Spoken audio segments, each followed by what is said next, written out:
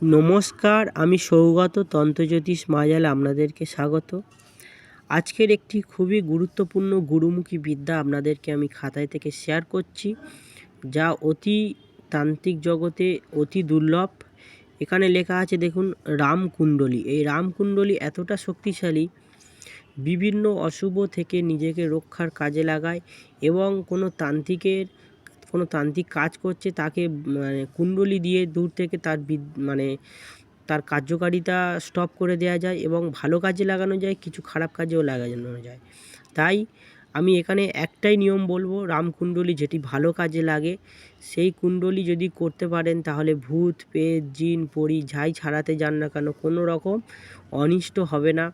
এছাড়া কোনো রকম ভয়ঙ্কর থেকে ভয়ঙ্কর সাধনা করতে বসবেন, এই কুণ্ডলী যদি দিয়ে রাখেন তাহলে কিন্তু সেই সাধনা চলাকালীন কোনো অনিষ্ট হবে না বা কোনো নেগেটিভ শক্তি বা অপশক্তি কোনো রকম আপনাদেরকে ক্ষতি করতে পারবে না। সর্বদা দেহ সুরক্ষিত রাখবে, যতক্ষণ এই কুণ্ডলীর ভিতরে থাকবে কেউ কোনো ক্ষতি করতে পারবে না।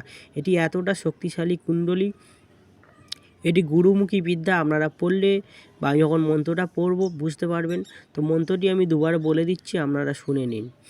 মন্ত্র: শ্রী নরসিংহায়, আমি আরেকবার বলছি মন্ত্র: শ্রী নরসিংহায় শ্রীরাম দিলেন রামকুণ্ডলী, লক্ষণে থুইয়া হনুমানে রাখেন তারে 7 পাক দিয়া। রামের কুণ্ডলী লক্ষণে জানে যজ্ঞ হইল যোগিনী, দান দূত পেদ ভূত পৈরী পিশাচ জ্ঞান কুজ্ঞান করগে যাক সীতার সপ্তে দিয়া পাও, যথায় মন তথায় যায়। মন্ত্রটি এরকমই, আগেকার মন্ত্র এরকমই ভাষা, এরকমই সুন্দর, যেরকমই ভাবেন না কেন। আরও আমি একবার বলে দিচ্ছি, যারা বুঝতে অসুবিধা হবে ভিডিও বারবার চালিয়ে শুনে নেবেন।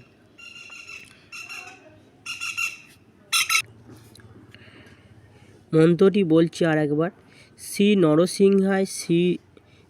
নরসিংহায় শ্রীরাম দিলেন রামকুণ্ডলী, লক্ষণে থুইয়া হনুমানে রাখেন তারে 7 পাক দিয়া।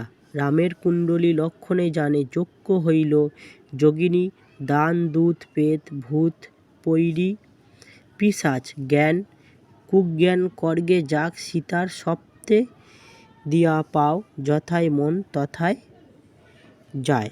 এখানে যাও আমি লিখে কেটে দিয়েছিলাম, কিন্তু এখানে ভাষাটাই হচ্ছে যায়।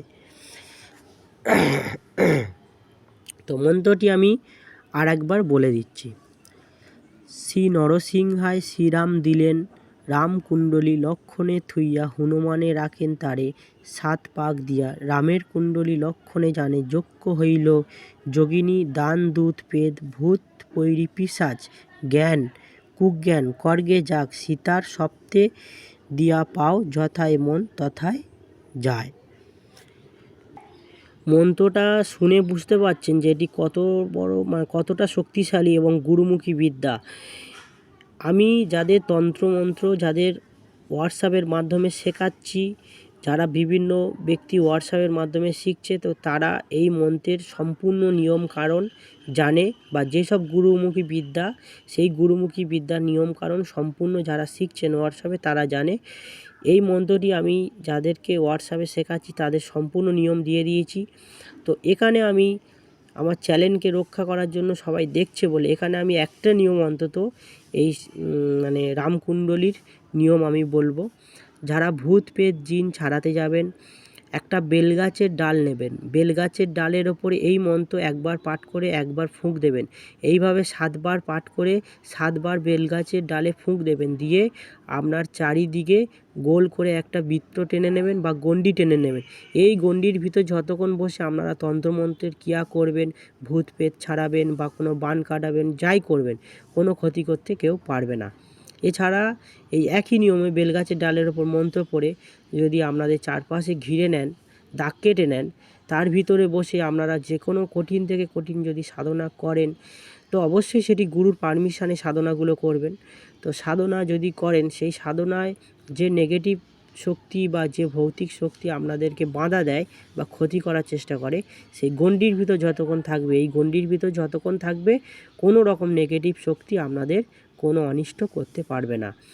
তো আমি এই একটা কাজের জন্য আমি সবাইকে অনুমতি দিলাম, আপনারা করবেন।